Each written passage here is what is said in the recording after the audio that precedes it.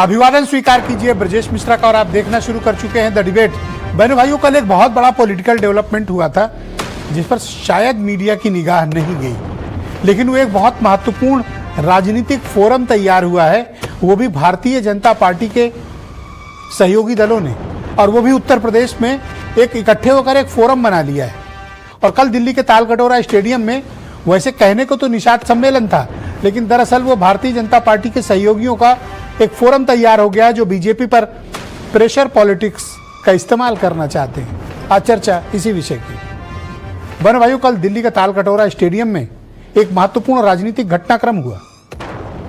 हैरानी की बात है कि उत्तर प्रदेश के पॉलिटिकल या मीडिया में उसकी चर्चा नहीं हुई, लेकिन वो मामला बड़ा है। निषाद सम्मेलन तो सिर्फ एक बहाना था, लेकिन असली निशाना कुछ और था। भारतीय जनता पार्टी के उत्तर प्रदेश में जो एनडीए है, उसके घटक दलों में से सभी ने मिलकर एक मोर्चा बना लिया है, एक फोरम तैयार कर लिया है, और उस फोरम पे सब इकट्ठा हुए। सबने अपनी जली कटी बात सुनाई, सबने अपने अपने मसले रखे, अपने इश्यूज को उठाए। कंधा तो था संजय निषाद का, लेकिन बंदूक लेकर वहां राजभर की पार्टी, अपना दल पार्टी, राष्ट्रीय लोकदल भी आए थे, और उस कंधे पर रख के फायर मारा गया। किस पर? भारतीय जनता पार्टी की सरकार और संगठन पर। इन चारों ने अपनी अपनी डिमांड्स रखी हैं वहां पे। और बहनों भाइयों, निषाद ने तो यहां तक, संजय निषाद ने कह दिया कि अगर मल्लाह समाज को, निषाद बिरादरी को शेड्यूल्ड कास्ट का दर्जा नहीं मिला तो विधानसभा का घेराव करेंगे। और निषाद मंत्री कहां हैं?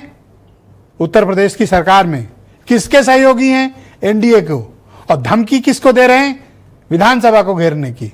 किसकी सरकार में? अपनी ही सरकार में। और उसमें पेट्रोल कौन डाल रहे हैं? आशीष पटेल। वो क्या कह रहे हैं? कह रहे हैं रैली नहीं है, रैला है। और इसकी गूंज दिल्ली वालों, लखनऊ वालों को भी सुनाई देंगी। वो कहना क्या चाहते हैं? बहनों भाइयों, राजनीति में शब्दों पर गौर करने की जरूरत है। नेता की नीयत तो हम आप कभी नहीं समझ पाएंगे, लेकिन शब्दों पर गौर करना बेहद जरूरी है। और राजनीति को डिकोड करने का यही तरीका है, नेताओं के शब्द पकड़े जाएं।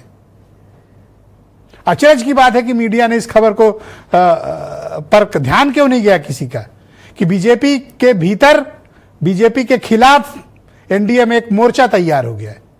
संजय निषाद, ओम प्रकाश राजभर, आशीष पटेल, जयंत चौधरी, और इन चारों के रिप्रेजेंटेटिव वहां मौजूद है। राष्ट्रीय लोकदल से उनके मेंबर ऑफ पार्लियामेंट चंदन चौहान भी वहां मौजूद हैं। आप दृश्यों में देखिए, यह शक्ति प्रदर्शन था। यह बीजेपी को राजनीतिक रूप से धमकाने की चेष्टा थी। यह बीजेपी पर दबाव बनाने की रणनीति थी। जब प्रतिपक्ष से बहुत कड़ा मुकाबला उत्तर प्रदेश में बीजेपी का चल रहा हो, उस वक्त अपने ही सहयोगी इकट्ठे हो जाएं और बीजेपी को इसकी हवा ना लगे, यह कैसे हो गया? क्या बीजेपी हल्के में इन्हें ले रही है, या फिर बीजेपी रणनीतिक रूप से शांत है? क्योंकि जिस एग्रेशन का प्रदर्शन आशीष पटेल करते हैं, जिस एग्रेशन का प्रदर्शन ओम प्रकाश राजभर करते हैं, जिस एग्रेशन का प्रदर्शन संजय निषाद आजकल कर रहे हैं, राष्ट्रीय लोकदल माहौल और चाल देखकर चाल चलता है। वहां पर चंदन चौहान की मौजूदगी यह बताती है कि इस फोरम में जयंत चौधरी भी खड़े हैं। तो क्या एनडीए में बीजेपी को दबाव में लेने की कोई रणनीति है? जवाब है, राजनीति में कुछ भी हो सकता है। यहां कोई धर्मार्थ नहीं आया है, सबको राजनीति में अपना ज्यादा हिस्सा चाहिए। तो क्या बीजेपी पर यह दबाव डालने के लिए एक फोरम इकट्ठा हुआ है कि चारों अब कॉमन काज की लड़ाई लड़ेंगे और एक दूसरे की लड़ाई लड़ेंगे? यानी संजय निषाद की लड़ाई तीनों मिलकर लड़ेंगे और संजय सबकी लड़ाई लड़ेंगे। तो एक मोर्चा तैयार हो गया, एक फोरम तैयार हो गया है। अब बीजेपी इस फोरम को लेकर असहज है या सहज है, या वो इन चारों को कुछ मानती ही नहीं? जाओ इकट्ठे हो जाओ, क्या कर लोगे? लेकिन बहनों भाइयों, ये चारों बड़े प्रभावकारी हैं। ये अगर अकेले हैं तो इनमें ज्यादा दम नहीं है, लेकिन ये किसी के साथ जुड़ जाते हैं तो उसकी ताकत बढ़ जाती है। तो ये ताकत बढ़ाने वाले लोग हैं। इनको इग्नोर करना किसी के बस की बात नहीं, न बीजेपी के और न जो सपा के साथ होते हैं उनके साथ। तो यह एक महत्वपूर्ण राजनीतिक घटनाक्रम हुआ है दिल्ली के तालकटोरा स्टेडियम में।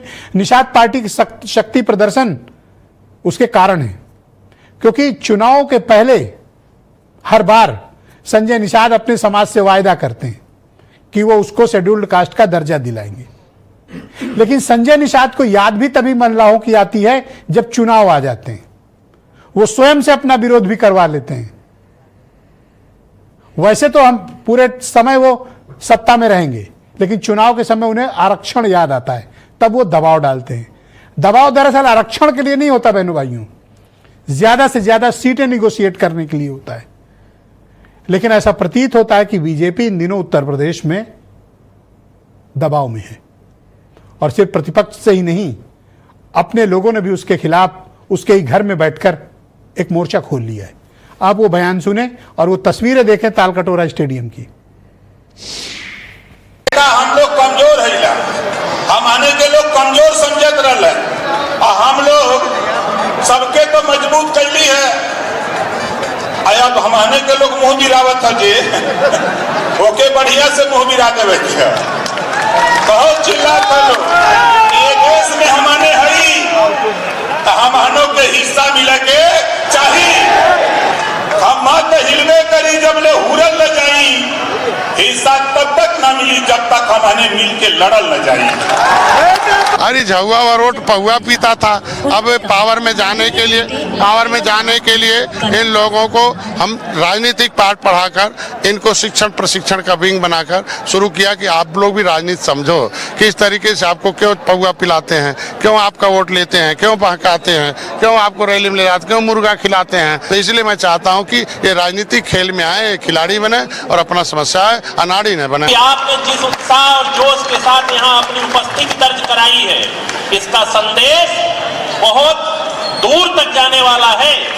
डॉक्टर संजय निषाद, आदरणीय ओम प्रकाश जी, आशीष पटेल जी, सब लोग मौजूद हैं, तो कुछ बोलने की जरूरत है उसके आगे। चुनावी एजेंडा है इनका, और उस चुनावी एजेंडे के तहत वो समाज को गुमराह कर रहे हैं। जब चुनाव आता है, 22 का चुनाव आया था तो समाज को पूरे प्रदेश से इकट्ठा किया था, यही रैली की थी। 27 का चुनाव आ रहा है, उसमें गुमराह करने की तैयारी है। ऐसे लोगों से समाज का या कश्यप निषाद बिन समाज का भला होने वाला नहीं, ना आरक्षण मिलने वाला है। ये चुनाव नजदीक आ गया है, इनसे जमीन खिसक रही है, इसलिए वो ये चुनावी एजेंडा है सब। तो बहनों भाइयों, आज की इस राजनीतिक परिचर्चा की शुरुआत करते हैं। भारतीय जनता पार्टी के लीडर संजय सिंह मेरे साथ मौजूद हैं।